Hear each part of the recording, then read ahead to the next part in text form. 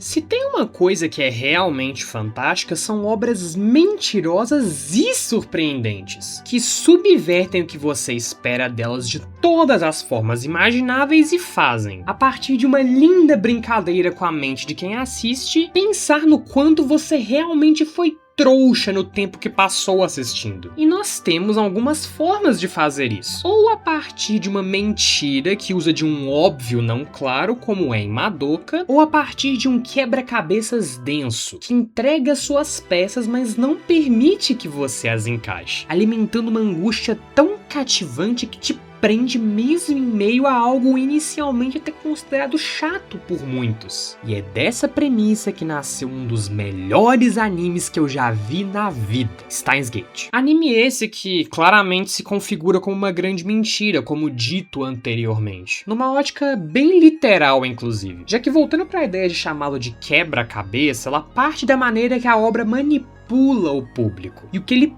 pensa sobre ela. Porque diferente de Madoka Mágica, por exemplo, que parte da premissa de tornar realista a fórmula dos animes de garotas mágicas e demonstrar o quanto deveria ser óbvio que ela é extremamente perigosa e irracional, assim a permitindo não ser exatamente diferente dos outros Mahou Shoujos nos primeiros 3 episódios, Steins Gate realmente mente pra você, te fazendo de trouxa de uma maneira bem clara. Isso porque a história funciona de um modo não exatamente linear. E isso quando você vê fora da perspectiva do protagonista, já que ela não só fala de viagem no tempo, como ela também é dividida por atos, apesar de eu não julgar que esse termo faz sentido aqui, que mostram eventos que muitas vezes não acontecem no mesmo sentido cronológico, por assim dizer. Logo dentro do ato 1, que é puramente introdutório e acontece ali entre os episódios 1 e 14, nós temos uma linha meio retinha, onde é mostrado tudo que é necessário para que você entenda o resto do enredo, que aí já é mais bagunçado. Mas mesmo assim, essa bagunça e esse entendimento é ocultado, porque não existe realmente meio nenhum para que os pontos sejam conectados. Com isso só sendo feito do episódio 14 pra frente, onde você quebra a sua cara ao entender de fato o que caralhos estava realmente acontecendo ali naquela brincadeira de cientista que era mais séria do que parecia. Inclusive, uma das coisas que eu mais critico quando comentam a respeito de Steins Gate é virar e falar a estupidez de que os primeiros 14 episódios são chatos pra cacete e portanto são ruins. Coisa que é verdade em alguma escala na parte dos chatos, mas essa não é uma ideia que deve ser levada a sério, porque não só é vendo o que acontece depois desse início que você percebe que ele sempre foi genial, como toda a genialidade do que vem depois não existiria sem ele. E isso não só porque você precisa realmente apresentar os elementos de uma história pra desenvolvê-la, como porque se ele não fosse do jeito que foi, nem de longe essa história seria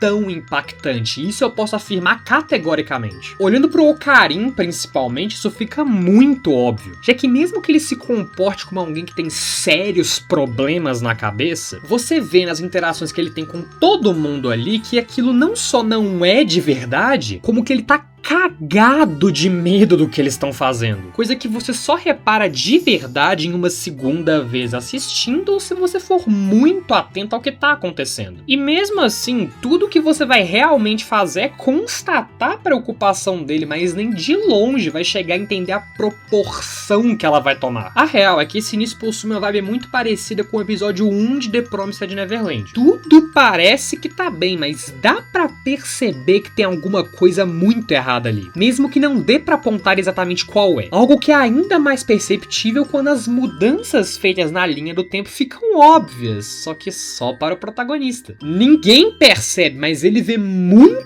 bem o que eles estão mudando, e mesmo que não totalmente, entende sim o quão sérias essas mudanças são. É inclusive importante tentar pensar nessa história mais pela perspectiva do Okabe, porque mesmo que a princípio isso seja óbvio, já que ele é o protagonista, você só realmente compreende a visão dele e o tanto que ele tá sofrendo ao ver a sua agonia no pós-plot twist. Antes mesmo da jornada insana dele pra salvar a vida daquele que considera sua irmã mais nova, já haviam indícios de trauma, porque estar na posição dele sempre foi uma merda. Aqui a dor do protagonista parte de muitas áreas, com a principal não sendo, por incrível que pareça, o fato de que ele precisa ver uma das pessoas mais importantes pra ele morrendo inúmeras vezes de formas muito distintas, mas sim que ele não tem ninguém pra confortar ele de verdade naquela situação, já que assim como disse a Kurusu no filme ao se sentir de um modo parecido, a impotência dele partia do fato de ele estar necessariamente sozinho não só porque ele é o único que realmente percebe a situação, mas também porque a luta dele não é contra ninguém em específico que ele pode ver e falar que vai combater. Mesmo que a Cerny seja tecnicamente uma antagonista, no fim a luta dele é contra o tempo, que não só não é algo palpável, como é a única coisa que ninguém realmente consegue combater. E isso principalmente considerando um fato que precisa ser citado como um mérito fortíssimo de Steins Gate: conseguir mexer com viagem no tempo e não deixar isso uma bosta, como normalmente acontece. Eu já vou entrar na explicação mais detalhada de como e do porquê aqui isso funciona. Mas antes eu acho importante dar um destaque a mais para essa questão, porque utilizar-se desse conceito é um trem tão complicado de se fazer que, mesmo quando a obra em si não piora, coisa que acontece ali em uma escala considerável, tudo acaba se transformando em algo que, se você pensar de verdade no que você tá assistindo, vai ficar óbvio o quanto que tudo ali é essencialmente paradoxal e furado. Com o melhor exemplo na minha concepção, falando agora fora dos animes em si, sendo De Volta para o Futuro, onde, sem fazer críticas ao filme em si, até porque quando eu o vi eu lembro que era excelente, ele é sim um exemplo incrível do quanto que viagens através do tempo, com ele sendo uma linha reta, são tensas de lidar com. E quando a gente começa a adicionar o universo paralelo nessa seara daí, coisa que existe tecnicamente em Steins Gate, vai só chegando num patamar onde tudo fica tão confuso que ou você vai acabar criando um cenário que efetivamente não funciona direito, ou então vai começar a usar isso como desculpa para resolver absolutamente todos os seus problemas e trazer personagens de volta, por exemplo, com a ideia de: não, mas nesse universo aqui ele tava vivo, a gente só foi lá e trouxe ele pra cá. O que é um exemplo muito pouco realista, mas eu acho que deu pra pegar a ideia. Coisa que eu nem preciso exatamente explicar, que tira o impacto geral de absolutamente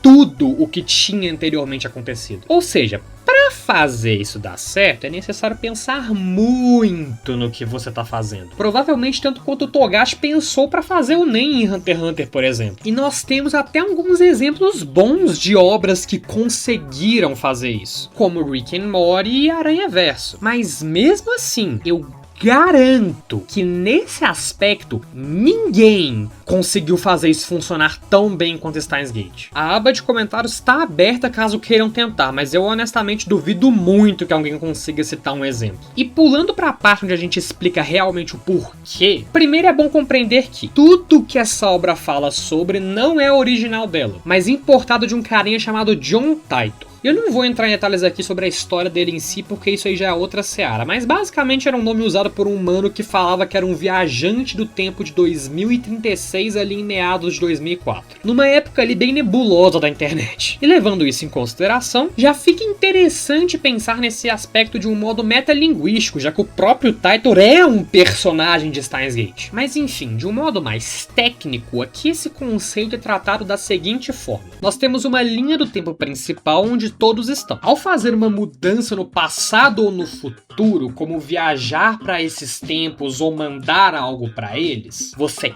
quebra a linha do tempo em duas, criando duas realidades temporais. Ao fazer isso, todos os que estavam na linha inicial são transportados para a linha alterada, e a antiga é totalmente descontinuada, com todos se esquecendo quase que totalmente do que tinha de diferente nela. Com exceção de uma pessoa, talvez tenham outros que nunca foram retratados, matados, que consegue se lembrar de tudo após as mudanças, esse sendo o Ocarim. Isso resolve os problemas da viagem do tempo linear e das realidades alternativas. Porque a partir dessa lógica não é plausível você criar um paradoxo na linha do tempo, já que você tem várias. E também não dá para criar nenhuma das facilidades das realidades alternativas, porque você não está criando outras pessoas, apenas está mudando elas de lugar. O que por um lado aumenta muito a responsabilidade do protagonista, porque como as pessoas são sempre as mesmas, só que com memórias diferentes, ele não tá tentando salvar versões alternativas de quem ama, e sim quem ele ama e sempre amou, tendo consciência desse peso inteiro desde o princípio. A luta contra o tempo aqui é expressada através disso, porque mesmo sem ver as consequências reais que ficar viajando com essa frequência criam, como ser tipo apagado da existência, dá pra perceber a decadência que ele vai tendo no passar dos episódios, enquanto ele tenta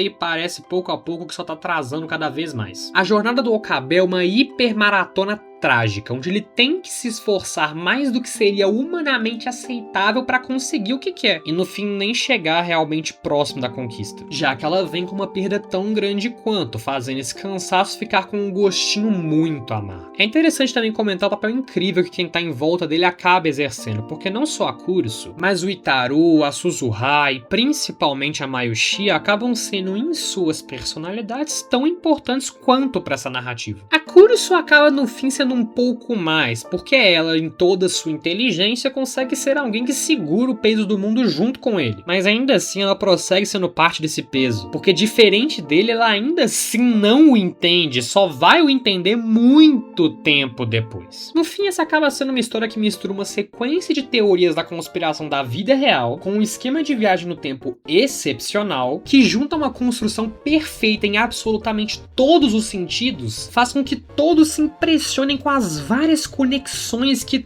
todos conheciam, mas não conseguiam fazer ainda. E é por isso que Steins Gate é o anime mais surpreendente da história, porque ele consegue realmente te enganar até o final e controlar as suas expectativas totalmente para que ele decida o que você vai entender ou não. Se inscrevam aí para mais vídeos e vão ver meu segundo canal, link na descrição.